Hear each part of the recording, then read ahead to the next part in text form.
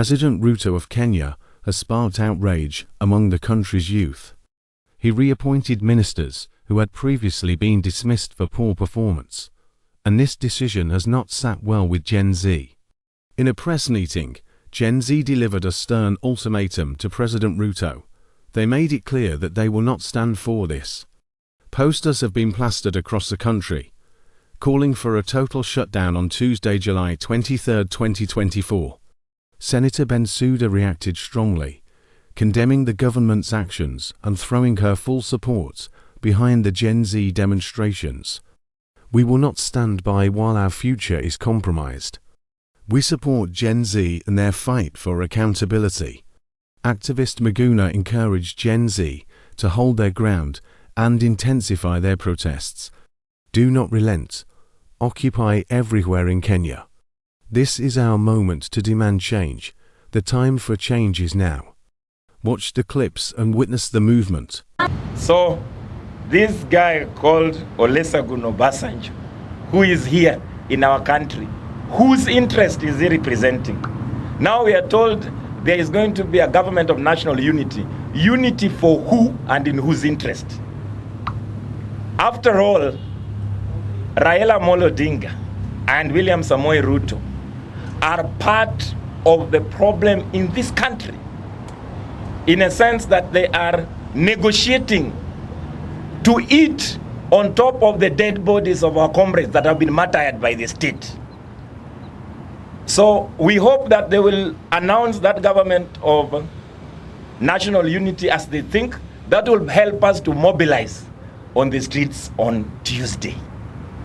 Because the biggest mobilizer of the young people in the streets are actually the policies of the ruling class. When they continue to martyr us, when they continue to kill us, when they continue to arrest us, when they continue to deny us the freedom to demonstrate peacefully, then for them they thought they are demobilizing us.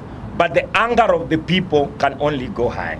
When people talk about Ruto must go, we are not just talking about President Ruto. We are talking about the political class that have been dominating us both in opposition and in government for many years. Ruto, that we want all the demands that we are asking him to do, because by calling the opposition to come and share power, that is not what people have been demanding for.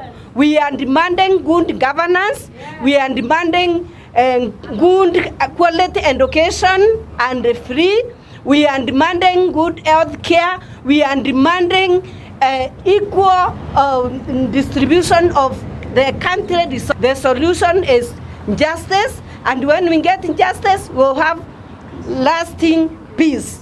Comrades power! Power! Comrades power! Power! I'd like to join other Kenyans in saying that we reject any so-called government of national unity that seeks to bring together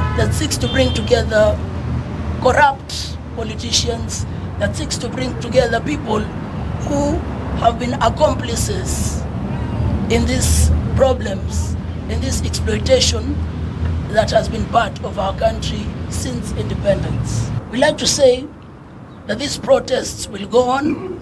We like to say that this campaign will go on until Kenyans receive what they justly deserve, and that is a life of dignity, and that is a life that gives them freedom to express themselves. We'd like to say that Ruto must go. Ruto must go. Ruto must go. Ruto must go. Who is he? Development expenditure has been cut by over 20%, while recurrent expenditure, which is where they steal from, has been cut by, I think, around 2%. And so we have not won anything yet. We are only getting started. And so Tuesday is the day when we go to make those initial demands that were made by the masses when this process began. Put the debate in line with the current status of the situation of this country. Yes. When we are talking about we should stop demonstrations, they are not demonstrations. It is expression of the status of this nation. Peaceful march in exercising the opinion, in mind, in action, and what Kenyans are undergoing. Yeah. I want to state, as the woman representative of Homa Bay County, this nation is hungry and there is no question about it. Yes. My second contribution, we were gladly advised by the Vice President that business will run as usual. Who stopped the business? Who told the people to close the business? Nobody advised anybody to close the banks, to shut down the hospitals, to shut down anywhere. Nobody did that statement. Why did Kenyans choose to close? Number 3, nobody said that all Kenyans in the 47 countries are going to march to State House.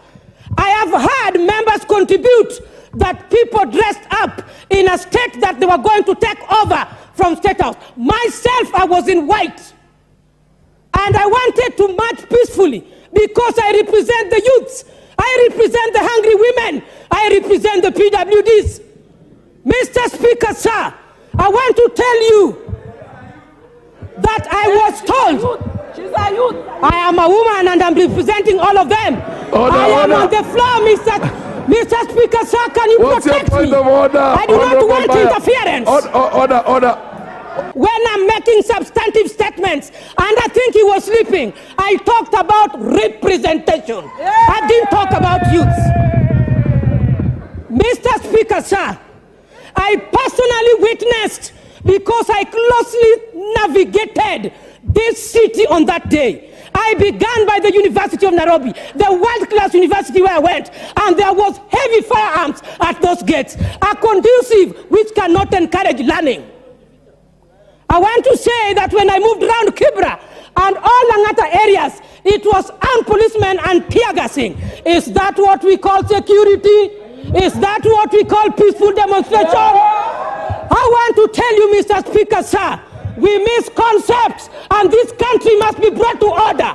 We want leaders to be fair to the nation. We want leaders to be honest to the situation. When I walked into Parliament, personally, I've taken fruits. There is somebody who had not taken fruits, even for a whole year. Personally, there is a cafeteria there. I have eaten. The people who are demonstrating outside did not see even any form of food on their table. We do not take serious matters into jokes. It is a high time we must raise up and work as leaders of this country.